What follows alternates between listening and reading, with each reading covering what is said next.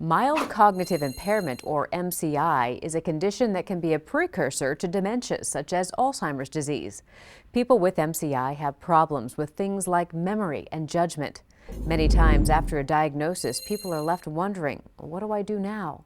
That's why Mayo Clinic developed the HABIT program. It's an intensive rehab program to help people having memory challenges stay as independent as possible for as long as possible.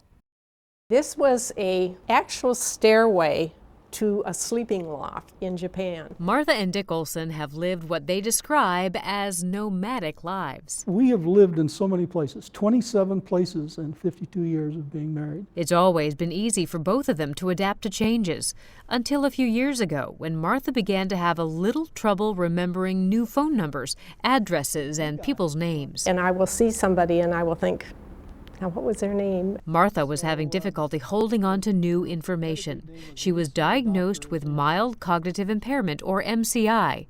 That diagnosis prompted many questions. Where's the roadmap for this kind of a situation? Is this a positive thing to be found out early? And since there's no medication right now to stop this condition, what can we do to handle these changes in our lives? Their questions were answered at Mayo Clinic's HABIT program. What we're trying to do is have people develop habits. Habit is a form of memory, but it's the kind of memory that's preserved even as other aspects of your memory decline. Dr. Glenn Smith says the HABIT program is a 10-day workshop for people with MCI and their spouses. A key part of the program is learning to use a journal to keep track of appointments, activities, people's names, medications, anything you want to remember. The program also focuses on healthy communication between partners and staying active physically, mentally, and socially. So we have collected data to make sure that our program has value. And it shows us that at 6 months out, people are still functioning as well as they did when they started.